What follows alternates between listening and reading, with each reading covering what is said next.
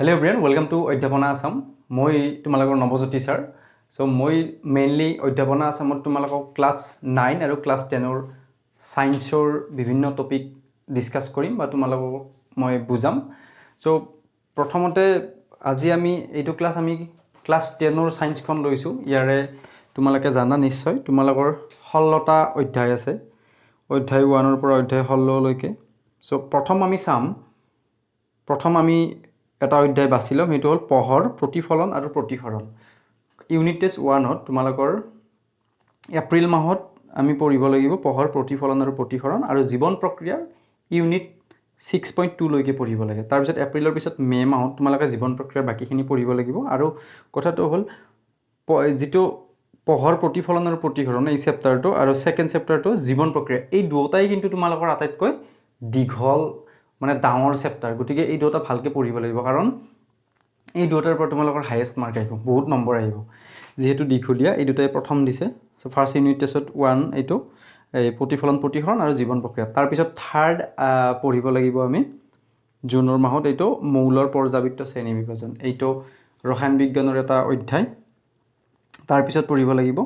বংশগতি আৰু ক্ৰমবিকাশ তোমালোকে অলৰেডি হয়তো পাইছা এই ক্ৰম আমি ক্ৰমে এনেকে পঢ়ি যাব লাগিব সো এই চাৰিটা আমি প্ৰথমতে ডিসকাস কৰিম প্ৰথম আমি সাম পহৰ প্ৰতিফলন আৰু প্ৰতিসৰণ তো তোমালোকে ক্লাস 8 ত অলৰেডি প্ৰতিফলনৰ বিষয়ে শিকিছা বা প্ৰতিসৰণ পাইছা সো আমি তাৰ আগতে তোমালোকে এটা বস্তু চাবা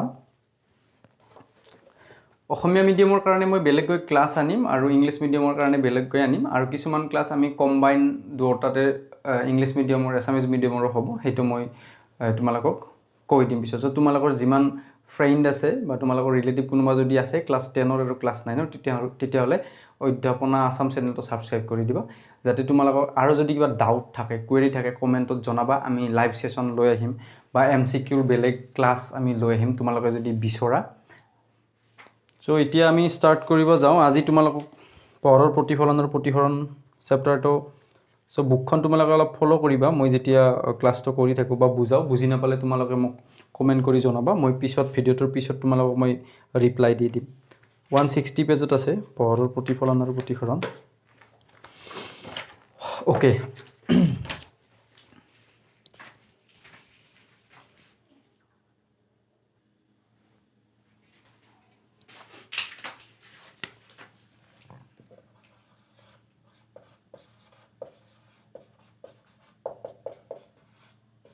Chapter 10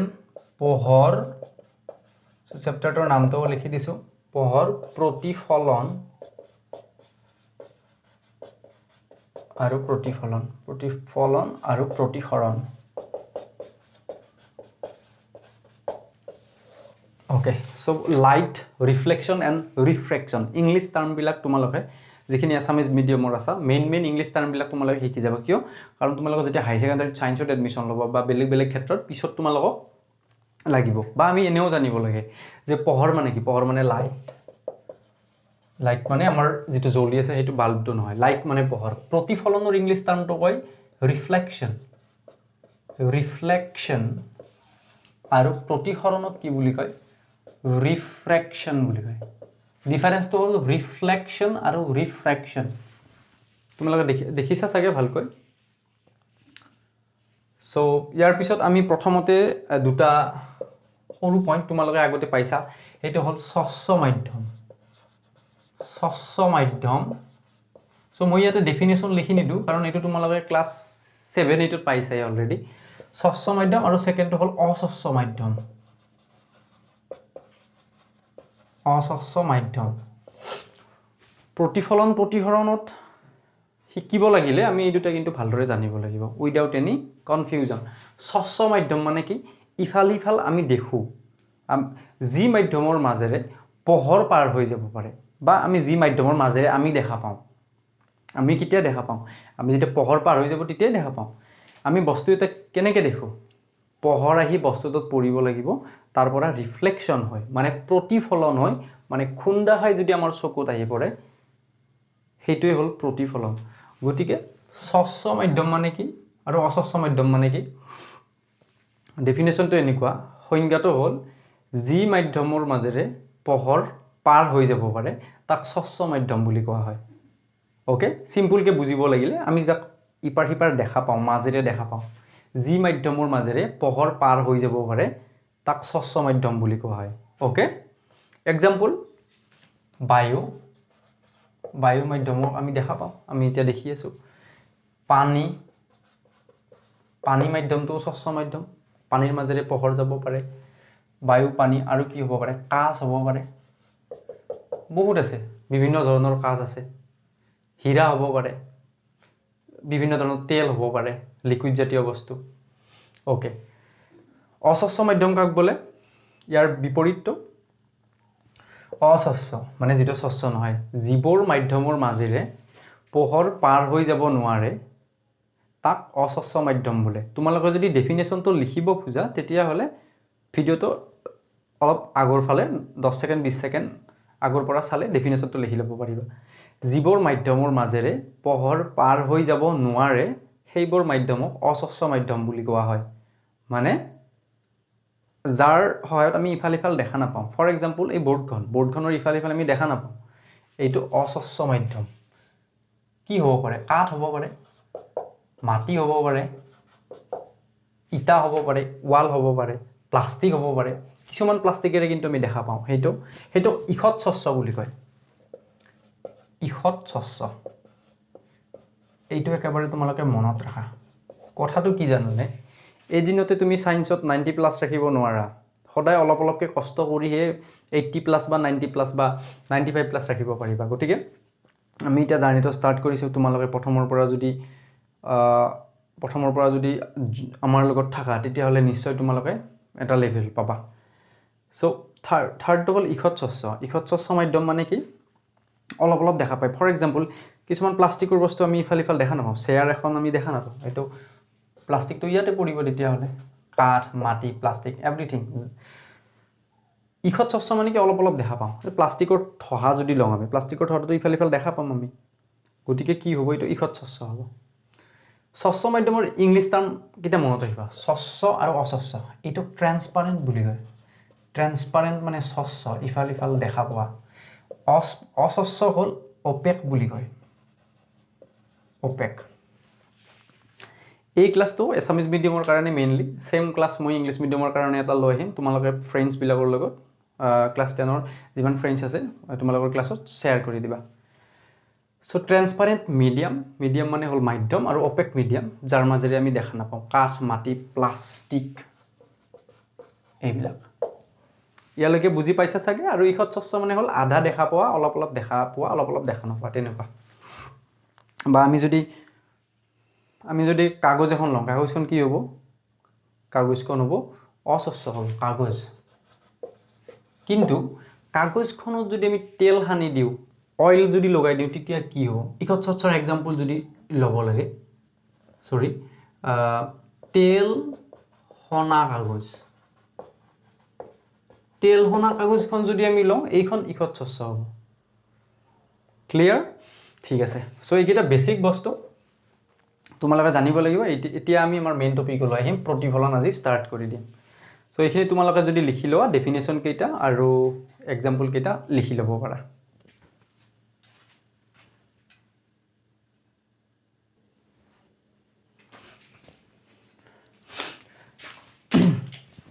তো মেইনলি আমি এতিয়া মেইন টপিকটোত আহো হেতু হ'ল আমাৰ পোহৰৰ প্ৰতিফলন সো টাইমৰ নাটনিৰ কাৰণে মই ডাইৰেক্টলি লিখি দিছো প্ৰথমে তোমালোকে এইখিনি ধুনিয়াকৈ নোট ডাউন কৰিব পাৰিবা ওকে আৰু নিজৰ ওপৰত বিশ্বাস ৰাখা মোৰ ওপৰত অলপ বিশ্বাস ৰাখা তোমালোকে নিশ্চয় ভাল ৰিজাল্ট কৰিব পাৰিবা কাৰণ মই একফালৰ পৰা গোটেইখিনি ভালদৰে বুজাই দিম আৰু বুজি নাপালে তোমালোকে মোক সুধিবা কমেন্ট কৰি জনাবা সো প্ৰতিফলন মানে কি একদম সিম্পল পোহৰ আহি কিনে যিকোনো এটা মাধ্যমত পোহৰ আহি পেলাই খুন্দা খাই কিনে যেটো গুছি যোৱা প্ৰসেস পৰিঘটনা হেইটোকে প্ৰতিফলন বুলি কয় খুন্দা খাই উভতি অহা প্ৰক্ৰিয়া ডেফিনেশন সংজ্ঞাটো ভালদৰে দেখিব লাগিলে তোমালোকে এনেকৈ লিখিব পাৰা পোহৰ এটা মাধ্যমৰ পৰা আহি আন এটা মাধ্যমত খুন্দা খাই পুনৰ আগৰ মাধ্যমটোলৈ উভতি যোৱা পৰিঘটনাটোকে পোহৰৰ প্ৰতিফলন বোলে প্ৰতিফলন হোৱা বুলি কোৱা হয় এটো বুজি পাইছা একদম সিম্পল পোহৰ এটা মাধ্যমৰ পৰা আহি বেলেগ এঠাইত খুন্দা খাই বেলেগ এটা মাধ্যমত খুন্দা খাই পুনৰ আগৰ মাধ্যমটো যোৱা এতিয়া ইয়াতে কি দুটা মাধ্যম আছে চোৱাচোন প্ৰথমটো সাপোজ আমাৰ ধৰি লবি বায়ু মাধ্যম এটা ধৰা বায়ু মাধ্যমৰ পৰা আহিছে আহি এখন দাপন আমি ঘৰত ব্যৱহাৰ কৰা সমতল দাপনখনৰ কথা তোমালোকে ভাবিব পাৰা এখন সমতল দাপন সো খুন্দা খাই কিনে পোহৰটো আৰু আহিব ইয়াতে সো এইটোৱে হ'ল পোহৰৰ প্ৰতিফলন ক্লিয়াৰ ওকে ৰিফ্লেকশন হৈ গ'ল এইটো সো ইয়াৰ পিছত তোমালোকে চোৱা তোমালোকৰ কিতাপখনত এইটো আছে পোহৰৰ প্ৰতিফলনৰ নিয়ম বা সূত্ৰ এই দুটো ডাইৰেক্ট দিয়া আছে তোমালোকক 161 পেজত ঠিক আছে তোমালোকে কিতাপখন লগত ৰাখিবা তেতিয়া হলে ভাল হ'ব মই কিতাপখন চাই কিনে তোমালোকক কিছুমান ইম্পৰ্টেন্ট লাইন বা পইণ্ট দিব পাৰিম চোৱা আজিকালি 50% তোমাৰ এমসিকিউ আহে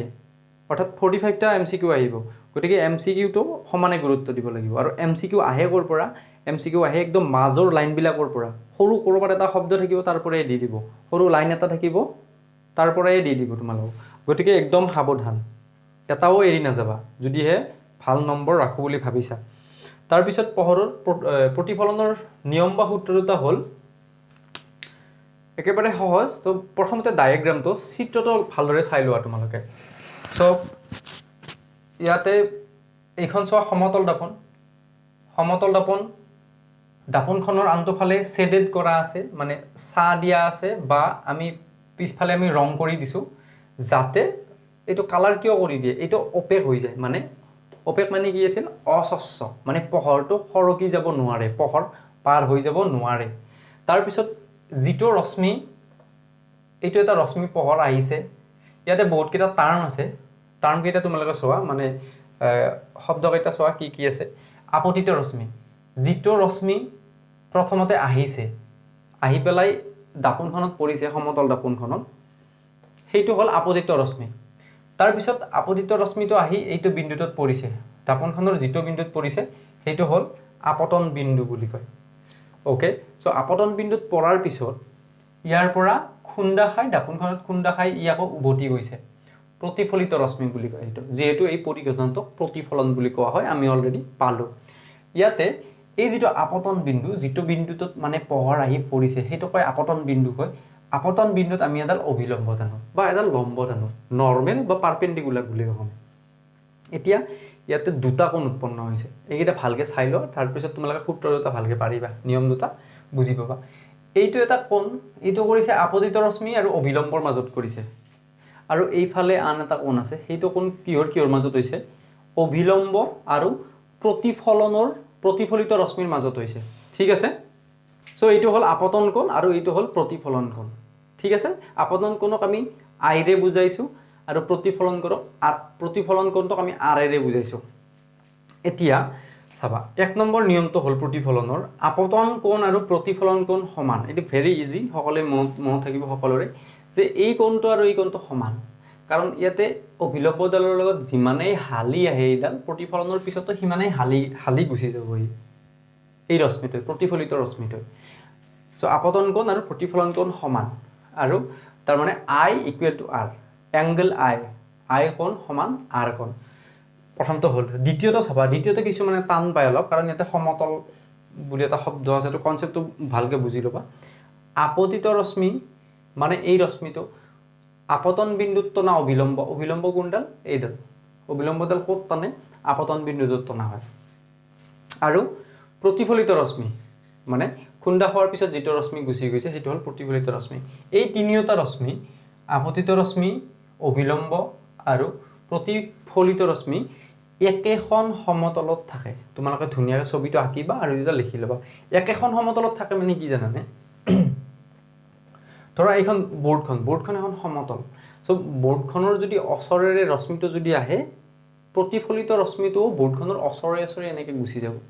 ঠিক আছে তো বুজাৰ কাৰণে মই আৰু এটা বুজাই দিছো আৰু অভিলম্বডাল এই তিনিওডাল একেখন সমতলত থাকে মানে সমান হৈ থাকে ফৰ এক্সাম্পল এটা আঙুলি তিনিটা যদি চাওঁ আমি এইটো সমান হৈ আছে দ্যাট মিন্স এইটো আপতিত ৰশ্মি খুন্দা খাই কিনে এইটো গুছি গৈছে প্ৰতিফলিত ৰশ্মি আৰু এইটো অভিলম্ব তো একেখন সমতলত আছে মানে সিধা হৈ দেখিব লাগিব যদি এইটো চাওঁ আমি যদি বোৰ্ডখনৰ অচৰেৰে যদি এইটো আপতিত ৰশ্মি আহে অভিলম্বডাল ইয়াতে আছে আৰু প্ৰতিফলিত ৰশ্মিও এইফালে দিয়ে গুছি যাব তেতিয়া সেই তিনিওটা মানে একেখন সমতলত থাকিব যদি প্ৰতিফলিত ৰশ্মিটো এইফালে গুছি না যায় কাৰণ তেতিয়া হলে ৰশ্মি তিনিটা একেখন সমতলতে নাথাকিব মানে তিনিওটা ৰশ্মি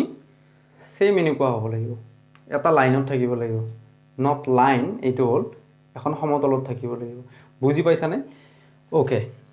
সো তোমালোকে এইখিনি লিখি লবা প্ৰতিফলন হ'ল প্ৰতিফলনৰ সূত্ৰ নিয়ম হ'ল আৰু আমি আগতে ডিসকাস কৰিলো কি স্বচ্ছ মাধ্যম আৰু অস্বচ্ছ মাধ্যম ইয়াৰ পিছত আমি পিছৰ ক্লাছত পিছৰখিনি আলোচনা কৰিম তোমালোকে চেনেলটো সাবস্ক্ৰাইব কৰি লবা অধ্যাপনা আসাম আৰু তোমালোকৰ যি ফ্ৰেন্ড আছে ৰিলেটিভ আছে তেওঁলোককো ভিডিওটো শেয়াৰ কৰি দিয়া আৰু ক্লাছ ইংলিশ মিডিয়ামৰ বিলাকো সাবস্ক্ৰাইব কৰি লবা কাৰণ ইয়াৰ পিছত আমি ইংলিশৰ ক্লাছ লৈ আহিম সেম বস্তু ইংলিশ মিডিয়ামত হ'ব লিখাবিলাক ইংলিশত হ'ব বুজোৱা ইংৰাজীত হ'ব আৰু নট অনলি ক্লাছ 10 ক্লাছ 9 ৰ যিমান বিলাক ষ্টুডেন্ট আছা তোমালোকে শেয়াৰ কৰি দিয়া মই ক্লাছ 9 ৰ কন্টেন্ট লৈ আহিম সায়েন্সৰ আৰু তোমালোকৰ যদি কিবা ডাউট থাকে কিবা বুজি নোপোৱা কমেন্ট সেকশনত জনাবা মই চেষ্টা কৰিম তোমালোকক ভালদৰে বুজোৱাৰ কাৰণে okay signing off thank U